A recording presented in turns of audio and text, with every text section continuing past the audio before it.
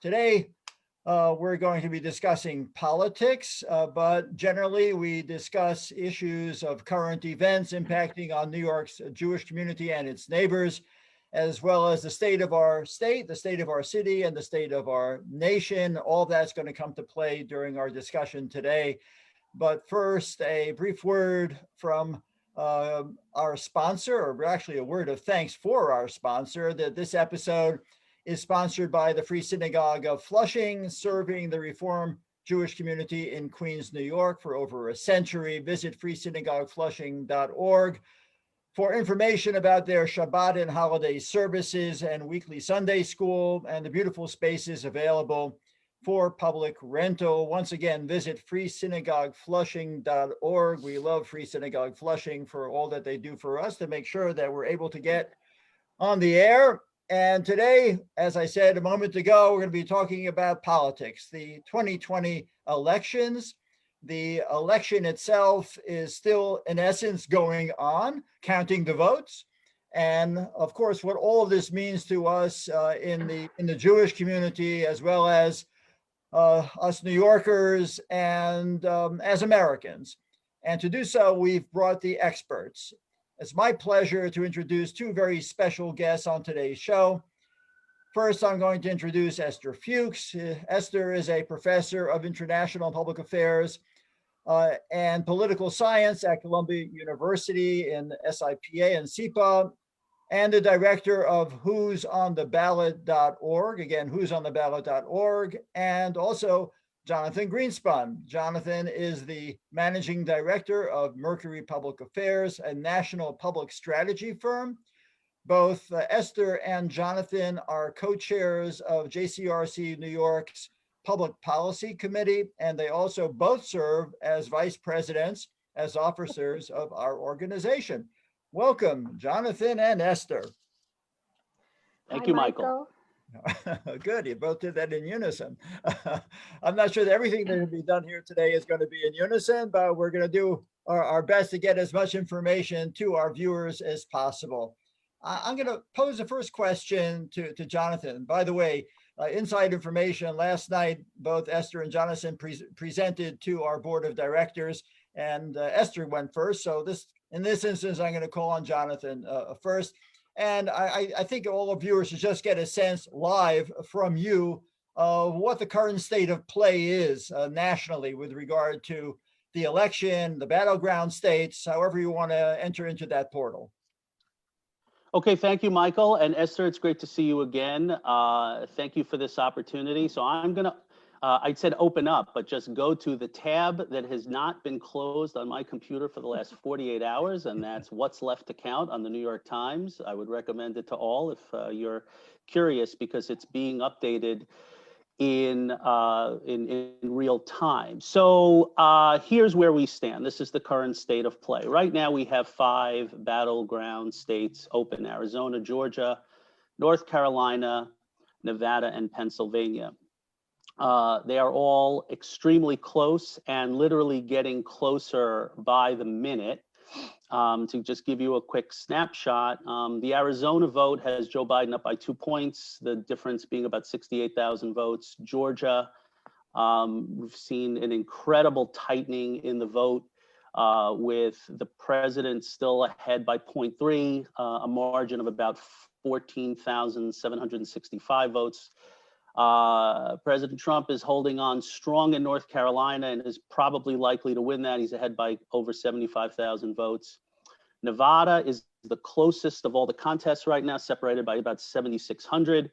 And Pennsylvania, which, by the way, in the last half hour has announced that it is suspending its count because of a court battle over observers of the count, separates the two candidates by 116,000 votes, with President Trump up and currently leading. The path to victory, President Trump, in order to hit 270, would have to win 4 of these 5 battleground states. Assuming that he cannot overcome Joe Biden in Arizona, he would need Georgia, North Carolina, Nevada, and Pennsylvania.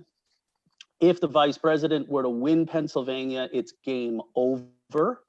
Right now, I think all of us just have to watch very, very closely in terms of how this all plays out. It's likely headed for some court battles. There have been lawsuits filed in almost every one of these states. And so right now, 2 days after Election Day, we still don't know who the President of the United States is. You're correct. We don't know, but I also have my iPad opened over here to one of the news sites to see whether any more information is coming in as we speak. But I want to turn it over to Esther to talk about the vote itself and the challenges that voters experienced, particularly because of the pandemic, and what weighed in their minds who they were going to be voting for president most significantly. Was it the pandemic? Was it the economy? Was it something else? Can you help us sort that out? Yeah, so that's very interesting. I mean, there are two parts to your question, and one goes directly to the numbers that Jonathan just explained to us. It turns out that Democrats were much more likely to vote absentee, and that means through the mail, and Republicans were voting in person, and that a lot of states have rules about when they can count ballots, when they count their absentee ballots. Some states allow them to count them as they come in, but not Pennsylvania. And that's part of the reason we're seeing these differences in and these rapid movements in the polls, in the data itself, once we start counting what are considered different tranches of voters. So we never had a situation in which we've had so many mail-in ballots to count with so many different rules at the state level. And so your question about the pandemic and in terms of how it's impacted this race is really significant. So the first impact is literally on the count, how we're counting these ballots and whether or not ballots will be counted, because a lot of court cases are now in play around what ballot is acceptable. And as I said, the states have different rules, and we won't go through all the court cases that Trump is bringing now to essentially prevent legitimate ballots from being counted. Now, there's one really, really interesting question in the exit polls that speak to this issue of whether or not the pandemic was important in your vote choice. And as we know, people say one thing to pollsters and sometimes other things go into their vote calculus.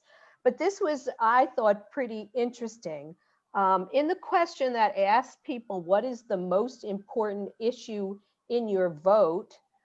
Only 17% of the entire electorate said the COVID pandemic.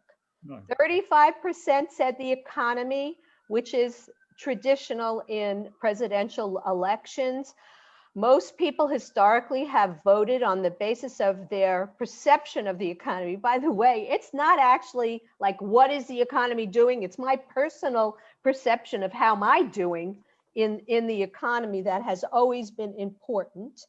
But what's also interesting in this race, 11% said crime and safety, 11% said healthcare, which has to do with the Affordable Care Act and the efforts of the Republicans to essentially dismantle the entire thing, which is sitting before the Supreme Court as we speak. And then 20% actually said racial inequity.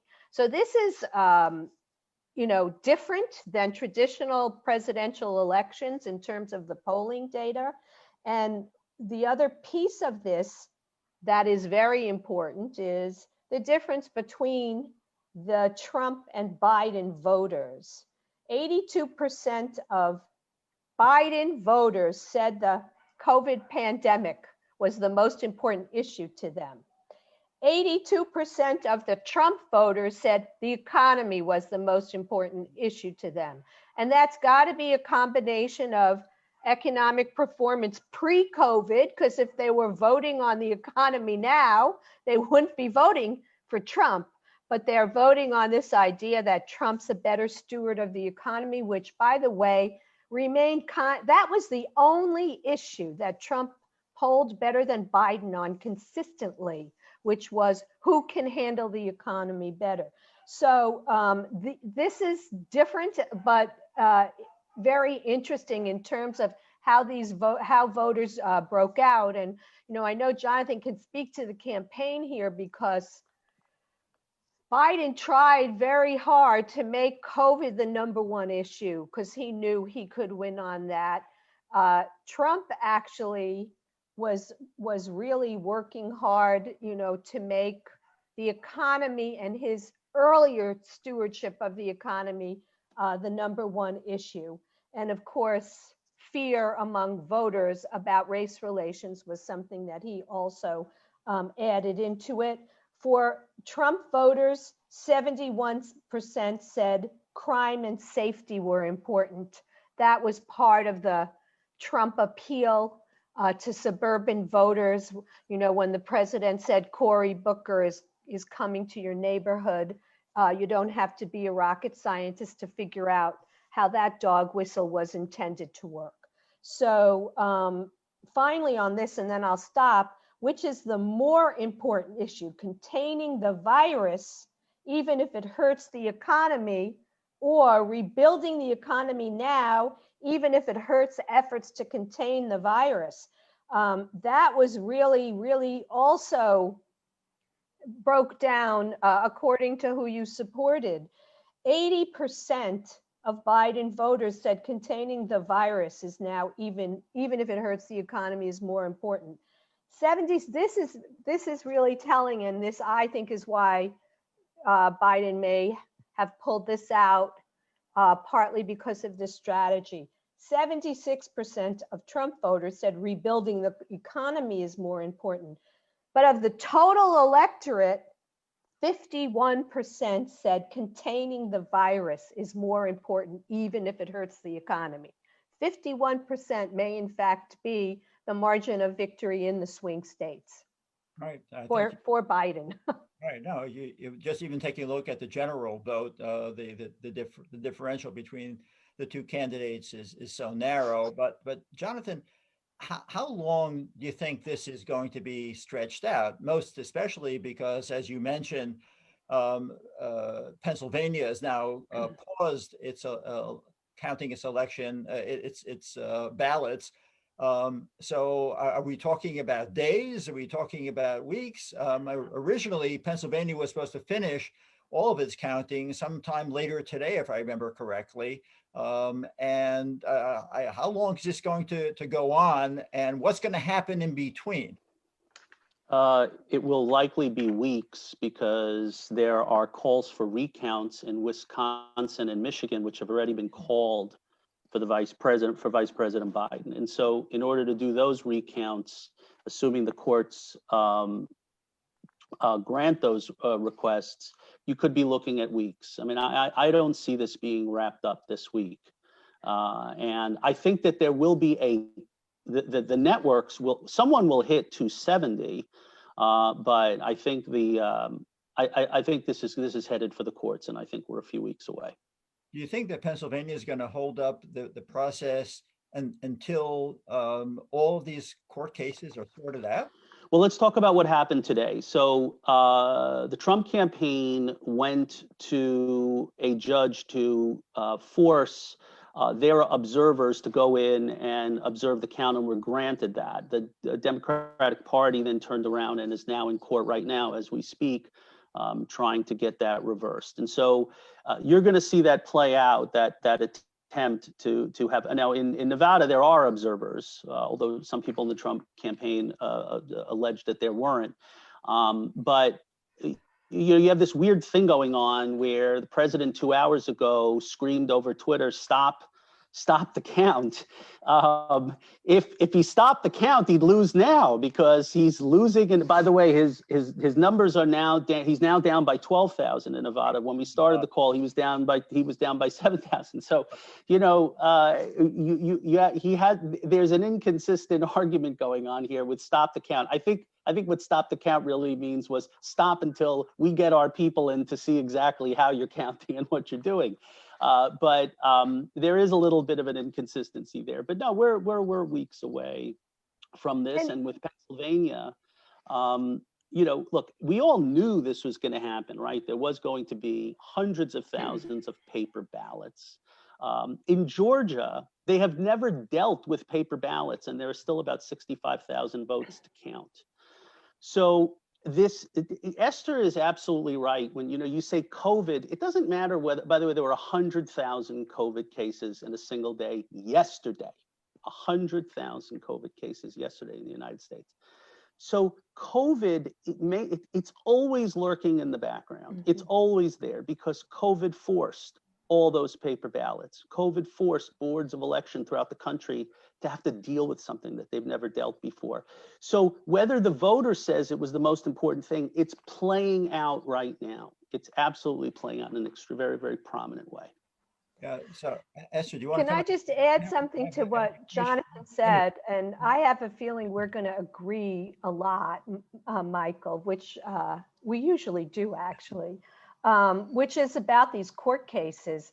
What was interesting to me is also that in the effort to focus on the observers, they're trying to not just delegitimize the whole election, but they're calling the President Trump's son was out there claiming fraud.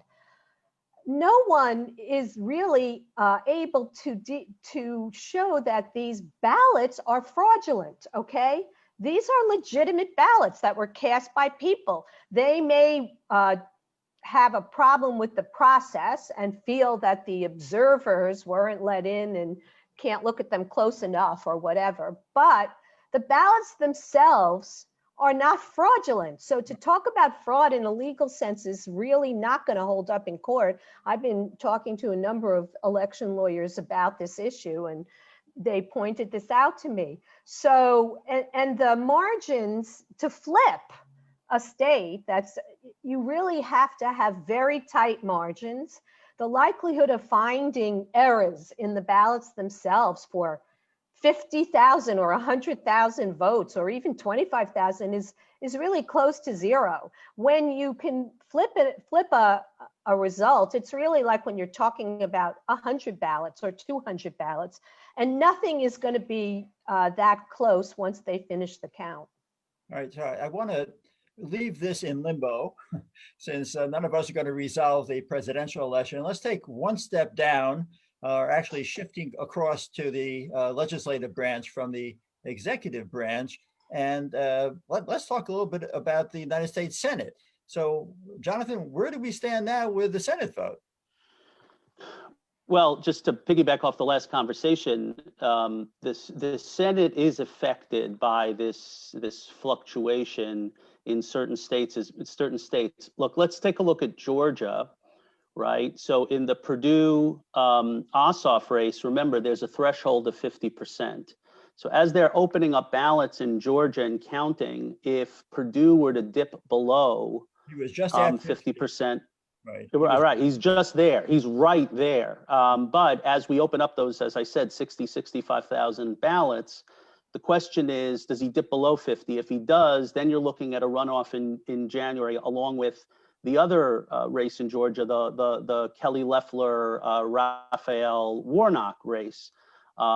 Imagine the money that's going to be spent in that race, given what's on the line. But look, the news of the night really is that Democrats failed in the prediction to take over the Senate. Susan Collins won in Maine. Lindsey Graham won in South Carolina. The Montana race was not as close. Some people were even predicting the Texas race to flip. That obviously didn't happen. The other thing, and the same thing I just said about Georgia applies in Arizona. So Arizona still has a large number of outstanding ballots. And you have to look at the Mark Kelly, Martha McSally race, which again is, Mark Kelly seems to have a pretty sizable lead over Martha McSally. This, of course, is the seat formerly held by John McCain. But right now, it looks like under some scenarios, it could be 52-48 or 51-49, with Mitch McConnell still remaining as majority leader. And you know, a lot of people were thinking that Chuck Schumer might be running things. It does not look like in the Senate. It does not look like that's going to happen. Okay, and Esther, what about the House? You know, as the returns indicate now, several seats in the House, which had flipped in 2018, Democratic, are returning back to the Republican line. And we have one right here in New York that is likely to revert back to its Republican roots, which is in Staten Island, the Meliatakis-Rose race. And it looks like Nicole Meliatakis is going to take it. And 2 seats as well on Long Island, which look like they will revert back to the Republican line. So all told, the Democrats will lose some seats in the House, but retain a significant majority. So Nancy Pelosi's speakership is not really in doubt at this point. So we will likely have divided government once again in the United States, which will, if Biden wins, make it difficult for him to move forward with any kind of dramatic policy changes. If the Senate remains even 51-49, which I think Jonathan is right about, that leaves Mitch McConnell in the leadership position in the Senate. And so far, Democrats have not been able to figure out how to stop the Senate from stopping them from moving forward in their policy agenda. This happened to Barack Obama, and it's going to be an issue for Biden if he wins, for sure. Okay, I want to keep on going down from the national now to the local. Let's talk a little bit about New York. Esther, you talked about the congressional races in Staten Island, out in Long Island. I think the Tom Suozzi race might still be up in the air pending the counting of the absentee ballots. But Jonathan, there was also a state legislature election. And so any changes, any significant changes that you could talk to our viewers about with regard to the New York State Senate and the New York State Assembly? Sure. Well, the numbers are pretty much going to stay the same. There may be a few pickups in the Assembly, which is obviously for many, many years been dominated by well over 100 of the 150 members by Democrats. We'll start with the Senate. So right now, as we speak, so first of all, for those who don't know, 32 votes is what controls the Senate. Democrats came into Election Day with 40. The goal of the Democratic Senate majority was to get what's called a supermajority, which would have numbered 42. A supermajority would have been able to override any type of veto that Governor Cuomo may have signed on any piece of legislation that was important to the Senate. It looks like the Senate Democrats are going to fall short of that supermajority and probably end up somewhere around the number that they started. They may go down a couple of seats to about 38. But right now, after election night, Republicans have leads in 8 races. They are in no particular order. These are districts that were won by Democrats in 2018. Jim Gorin, Kevin Thomas, Andrew Gennardis, who represents Marty Golden's old seat in Brooklyn, in South Brooklyn, David Carlucci in Rockland County, Peter Harcum, Jen Metzger, George Amador, and Bob Antonacci. Antonacci, I'm sorry. I would say that, the Democrats would need to win 6 out of these races in order to get that 42. It doesn't look likely. there is a very interesting thing going on in Rockland with Elijah Reichlin Melnick, which is he is actually behind right now in what with the district that was once held by David Carlucci. As many of your viewers know, Rockland County has a sizable Orthodox Haredi population, Hasidic population, and although the leadership in some of those communities, I'm specifically talking about New Square and the village of Kaser, which is dominated by the Vishnitz sect, we're all told to go with the Democrat, and some of them listened and some of them didn't. And so there seems to be a bucking of leadership, not really as much in New Square as it was in the village of Kaser, but it could be enough to put Bill Weber, the Republican, on top to take back that seat once held by Democrat David Carlucci. I'll just mention one thing in the assembly. There's a Republican, a Russian-speaking Republican named Mark Shushkevich. I hope I'm pronouncing that right, who is ahead at the moment, again, lots of paper to still count in all of these races, ahead of the incumbent Assemblywoman Matilda Frontis. This is a seat that was once held by Alec Brooke-Crosney, very, very familiar to JCRC. If Shushkevich was able to hold on, that would really be just a historic win for the Republican Party in Coney Island and the southern portion of Brooklyn. And it should come as no surprise because, you know, the Russian-speaking community voted overwhelmingly for Donald Trump, as did a vast majority of the Orthodox community throughout southern Brooklyn, Borough Park, Flatbush, Marine Park, etc. On the Nicole Malliotakis race, I looked at a map yesterday. She has a portion of Brooklyn in the district that just barely touches Homecrest and Gravesend. You saw the color on that was blood red, deep red, you know, well in excess of 75% of the vote. And so when you look at the ultimate result there, you have to look at some of the Orthodox community who could have put her over the top. And the Sephardic community and the Sephardic. Yes, absolutely.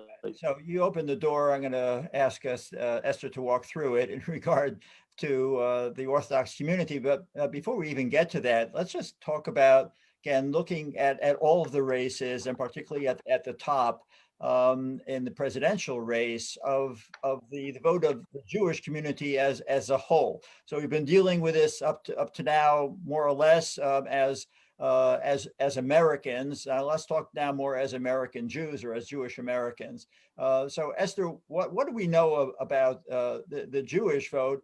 And again, drilling down in regard to the Orthodox vote, particularly here in the New York area, I'm going to bounce it back to Jonathan as well.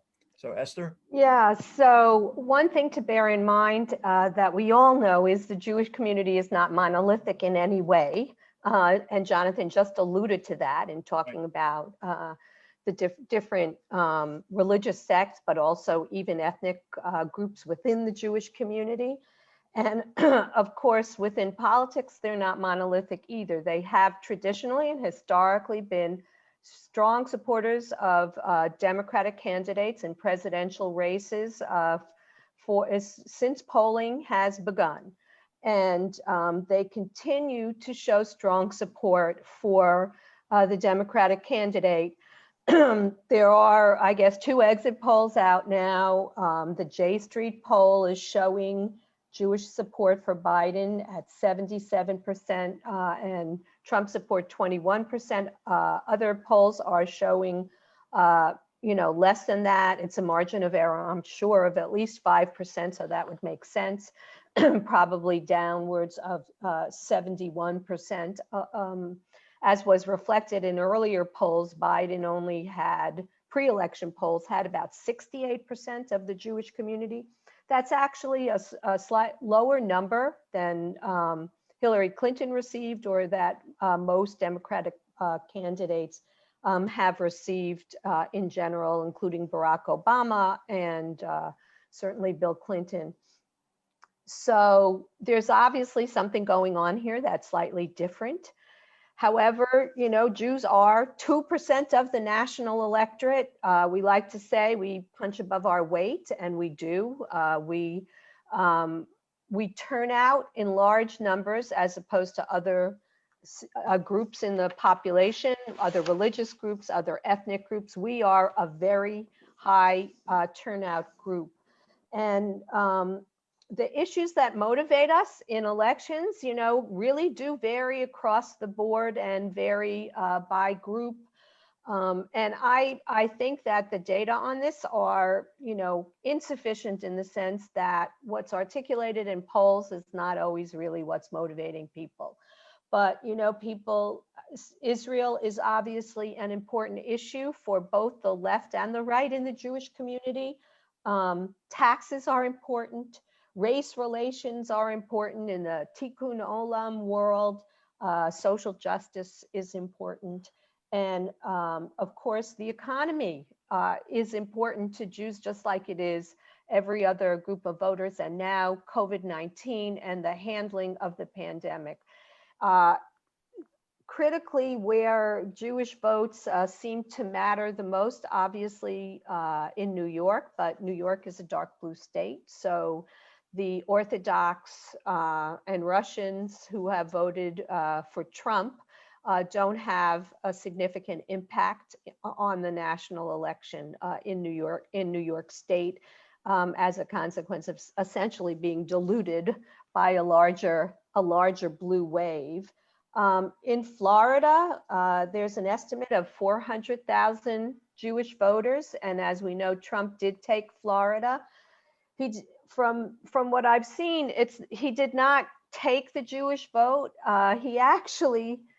His margin of victory seems to be coming from Hispanic men, Cubans, as well as other South American Hispanic men, where there was a really big gender gap within the Hispanic Latino community, where Latino women supported Trump 28% to Biden 70%, while Latino men supported Trump 36% to Biden 60%.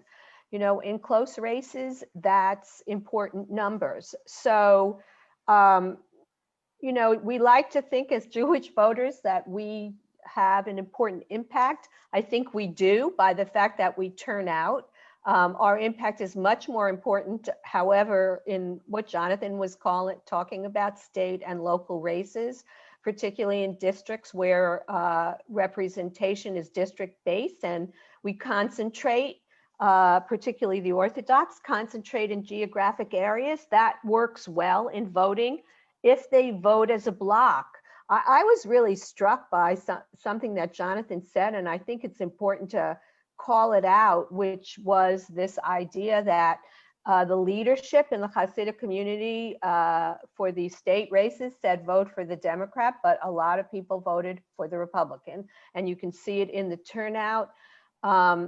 Historically, the leadership in Hasidic and Haredi communities have really controlled a block of voters, and their political influence has been a result, I would say a direct result of controlling a block of voters. We see it in city elections. We saw it in the mayoral races. They supported de Blasio, and we see it in the state races.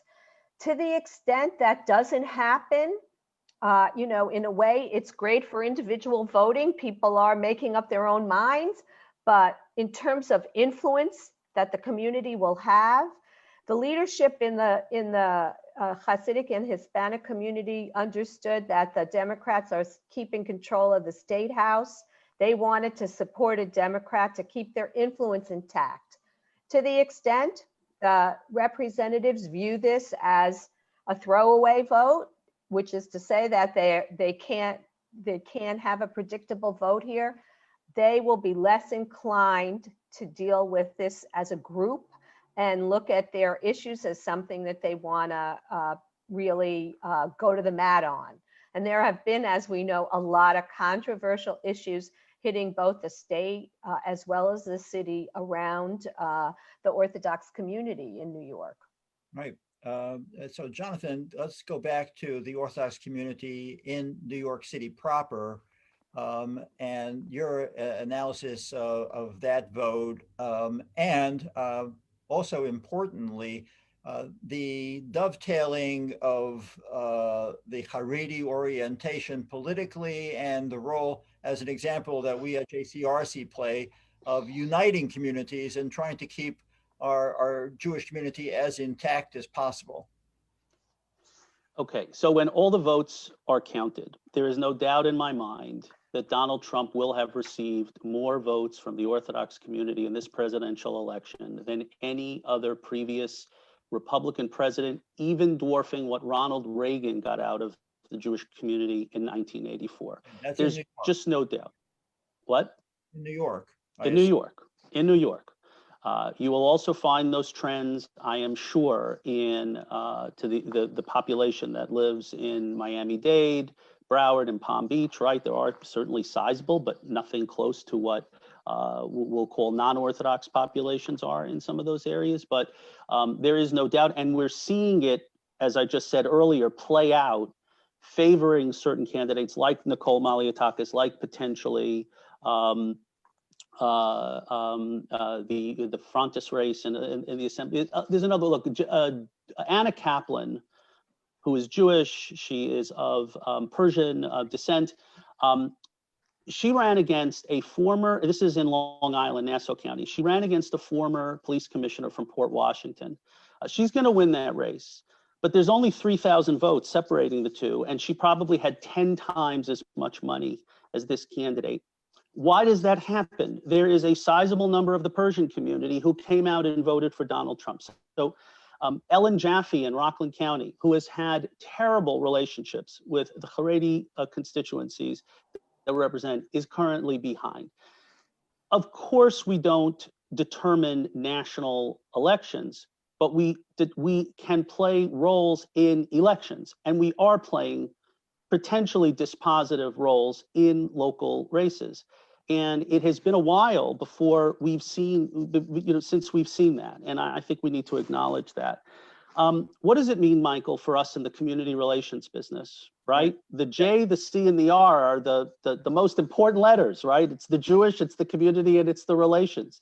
Not only intergroup relations, which is how do we deal with our brothers and sisters from the African-American community and the Hispanic community and the Asian community? How do we deal with ourselves? How do we get along with ourselves?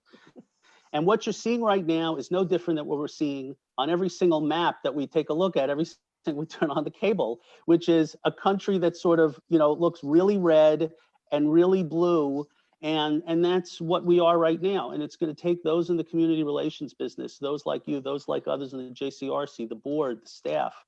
There's going to have to be, no matter what the outcome is here, there's going to have to be some sort of healing process. And there's going to have to be a listening tour, a real listening tour, to go in and listen to these communities and talk about what they have gone through under COVID, what it's been like. Before this call, a good friend of mine whose shul is still closed, calling me, asking me, do you know anything about what's going on in the red zones? This is really day-to-day life that people are, they're struggling with daily practices of life. And we in the community relations business are going to have to do a lot more than perhaps we have done in trying to listen more intently and try to be more responsive to those concerns. I think you're 100% correct. I know you are. We had a senior staff meeting this morning, and it was brought up, and we talked about it briefly. And when we were engaged in our strategic planning for this year and for the next several years, that issue also rises to the fore. And as one of my senior staff members says, we're not a Jewish community, we're Jewish communities. So we're the Jewish Communities Relation Council. Doesn't sound as well, so I think we'll keep it the way that it is. But we have to understand that the community itself is made up of multiples of factions. Some of it determined by religious belief, by faith. Some of it determined by economics, all different kinds of things, by ethnicity. But Esther, I want you to weigh in on this as well, and not only to have our viewers know what your views are, but also to have me know what your views are. because I think that Jonathan really tapped into a significant issue for us, like a healing process. The question is, how deep is the wound? I couldn't agree with both of you more about the need to do this kind of work in a not just a responsible way, but in an intentional way, which is to say, recognizing the differences across the Jewish community and pushing the envelope when it comes to civil engagement. I'm very concerned. I'm very worried. I don't, civility in this country has been in general at its low point. Jews used to be like held up as the poster children for like, we don't do that. Well, guess what? We do that. There was this hate stuff, spewed out about Rabbi Sharon Kleinbaum, one of the first gay rabbis in New York, extraordinary leader in our community, who had to be victimized by other Jews on the right. This is not to give a pass to those in BDS on the left who are really, in my view, spewing anti-Semitism when it comes to how they engage on the issue of Israel. So we've got these real extremes within our community right now. Most people are somewhere in the middle, but of course, as we know, the loudest voices always come from the extreme. So we have kind of a double, complicated agenda here, which is to have this conversation internally, but within the context more broadly in American politics, and Jonathan will tell you this, it's about coalition building. It's about coalition building right here in New York City, in the state, and nationally. And in New York, there is not one group that has a dominant position in electoral politics or in politics broadly. Nobody can win alone. Same thing in national politics. You have to win by creating coalitions. You look at the Republican Party's national coalition, the white working class voters who are dissatisfied with their economic condition, maybe like their guns. They're in a coalition with evangelicals and high-earning Republicans. That's a coalition. How that got put together, could be the topic of many, many volumes.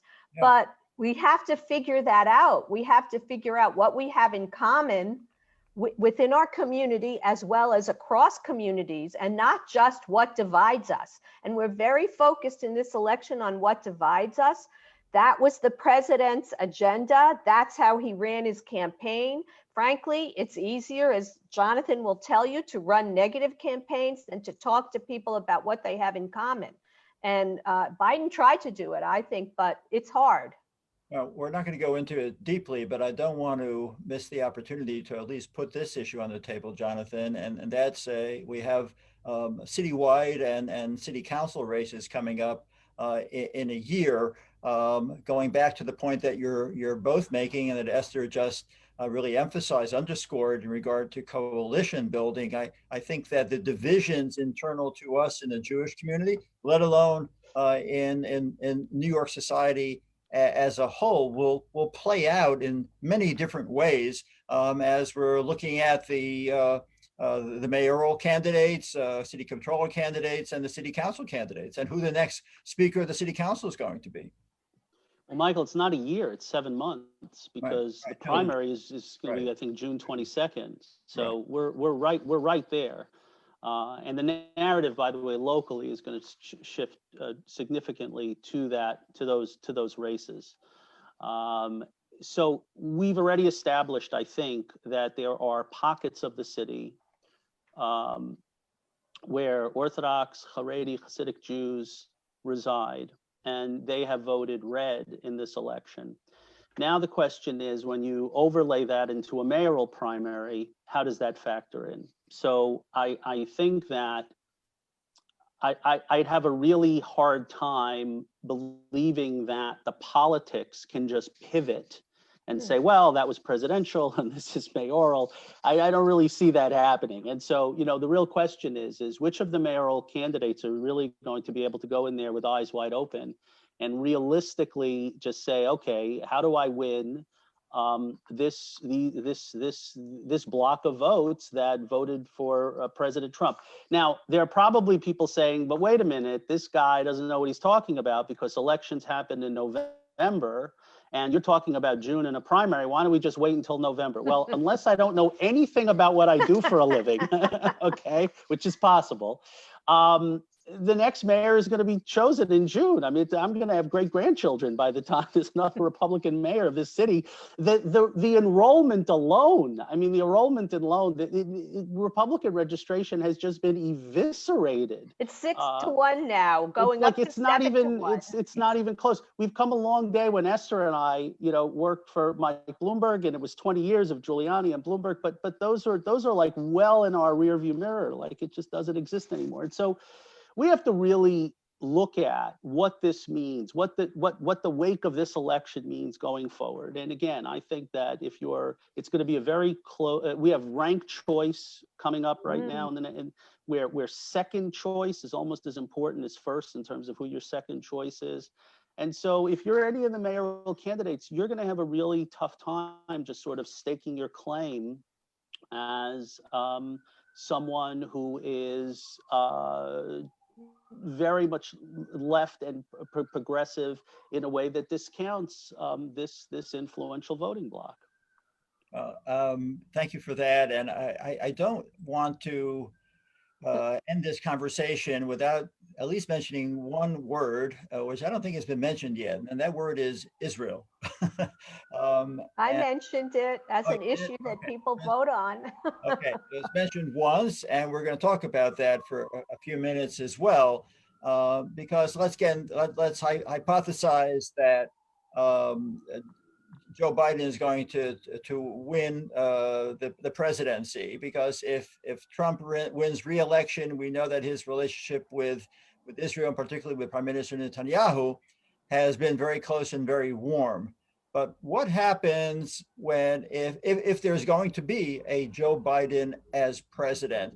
I know, having many friends and relatives in Israel, and the Americans living in Israel who did voted overwhelmingly for Trump, and there's very great concern as to what might happen, the backsliding potentially, the embassy which was moved to Jerusalem, the annexation of the Golan Heights, and particularly even, you're nodding your head, maybe not those two, but going back into the deal with Iran. There are a number of issues, A, and then B is the personal relationship, because the personal relationship between Joe Biden's previous boss, Barack Obama, as president, and Prime Minister Netanyahu was quite poor. Joe Biden is a different person. So what do you prognosticate, Esther, as to what that relationship is going to be? And do you expect it to be warmer, at least closer, and more in line with other presidents, rather than the relationship personally between Obama and Netanyahu? Again, I want to give credit to President Obama on the security issue and Israel, but talking about personal relationships. Okay, so there's just two things I think that should be brought out about the Israel issue that complicates the conversation. I know people want to look at this in a very simplistic way. I wish it was simple. First of all, if you look at Biden's history, he has been always a strong supporter of Israel. He's doubled down on that. He's reiterated that. He put it in his platform. And, you know, no light between America and Israel. I mean, there is absolutely no reason to think that he is going to create some antagonistic relationship between America and Israel. First of all, from a strategic point of view, no one would want to do that now, especially given the Iran situation and the rest of what's going on in the Middle East. Will he have the personal relationship with Netanyahu? No, of course not. He won't. Will Netanyahu be, the prime minister of Israel forever? No, and in fact, he's slated to step down. Remember the deal he did in order to get put into power? So I think that there's a problem in the way sometimes we analyze the American-Israel relationship, which is it becomes analyzed in the context of these personal relationships as opposed to looking at the kinds of things that are done. I give Trump credit for doing these deals, these peace deals, of course. I mean, this is a good thing for everybody, for the world to have peace deals done.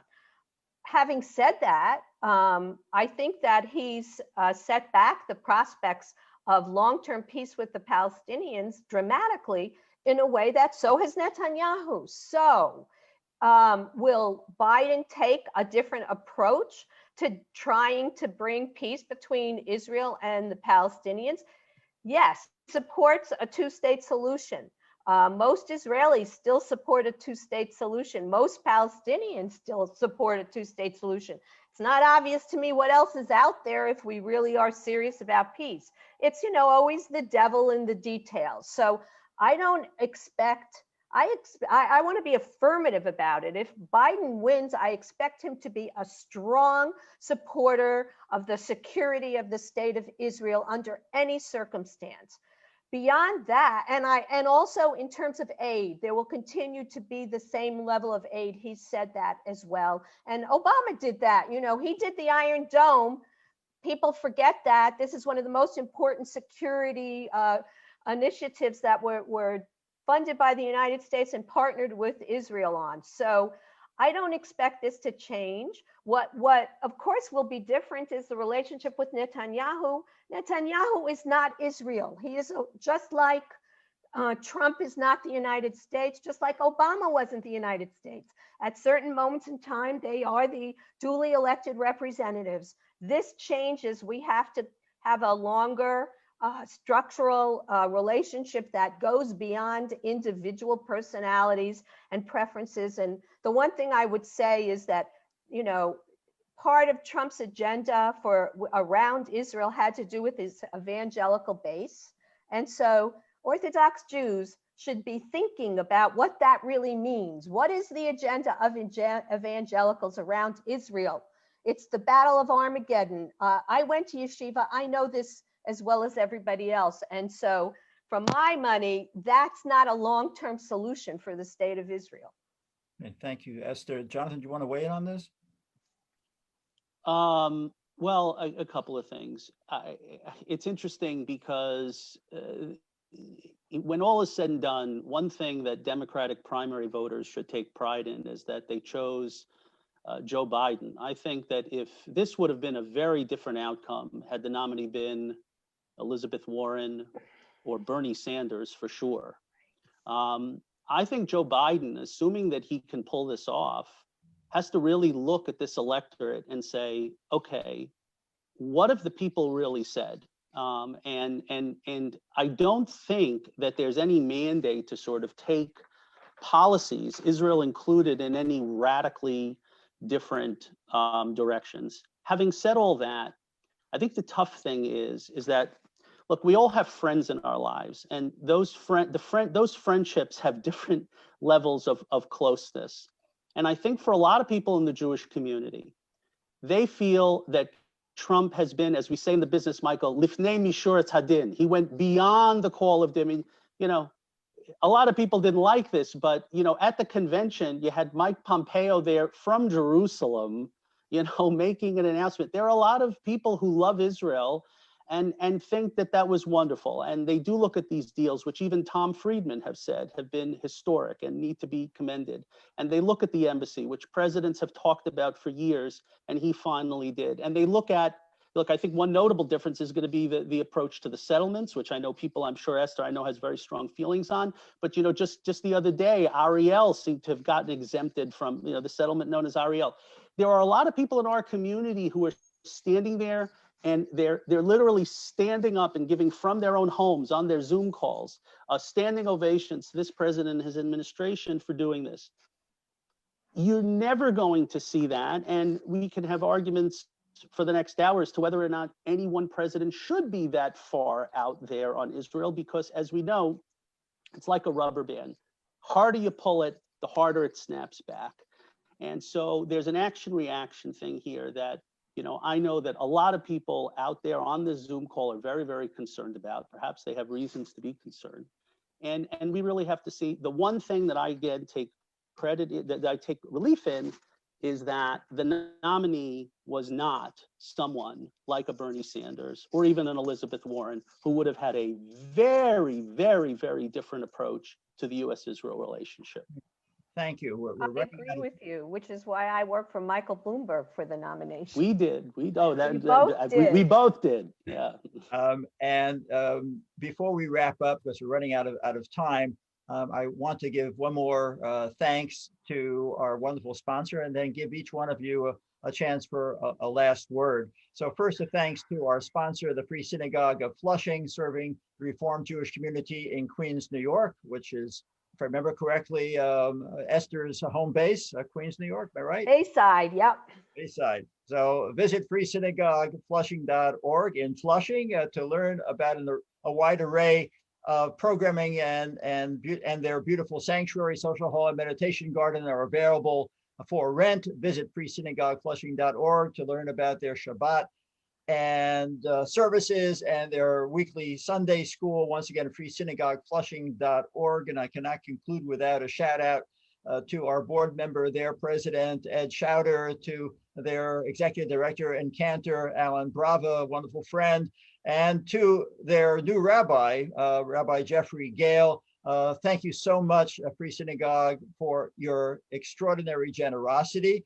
And with Ed Schauder's permission, should anyone who is viewing this wish to be a sponsor or a co-sponsor of Community Relations Corner, please call us at JCRC 212-983-4800 extension 146. And we would love to have you sponsor one of these episodes. And now I'm going to turn this instance to Esther for a last word, and then to Jonathan. Esther? Well, I just first want to thank JCRC and especially Michael Miller.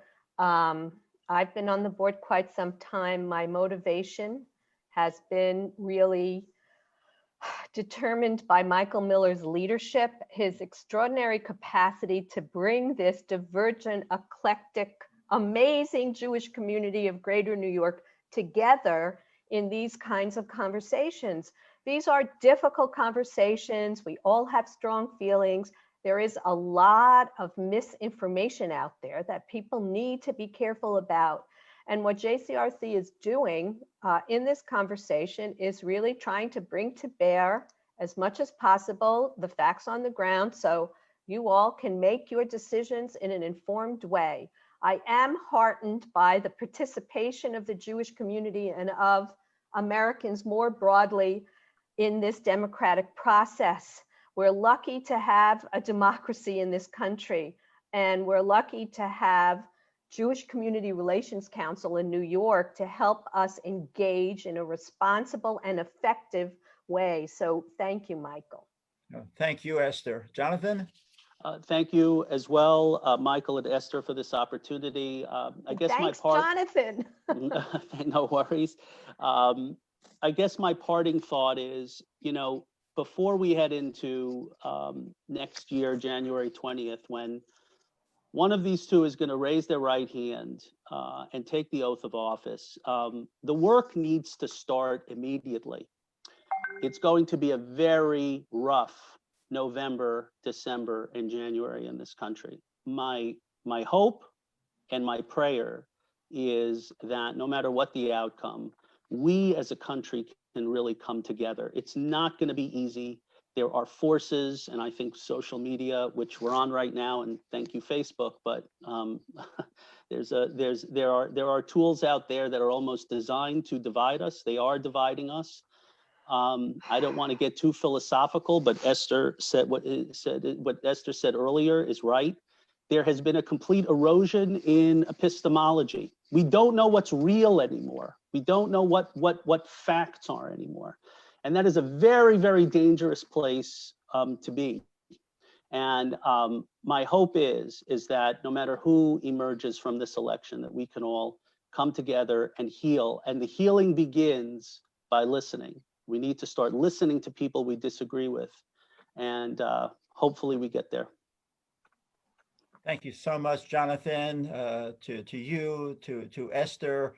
Thank you for joining us on Community Relations Corner. This was just an extraordinary conversation over the past hour. Our thanks, not just mine, I'm sure for Jonathan and Esther, for our audience, particularly our live audience, both on Zoom as well as on Facebook, as well as those who view us afterwards on various platforms. This is Michael Miller over here at JCRC, thanking you for participating with us and look forward to seeing you next time on the next episode of Community Relations Corner. Goodbye, everyone. Let's hope for all the best with regard to this election, and shalom.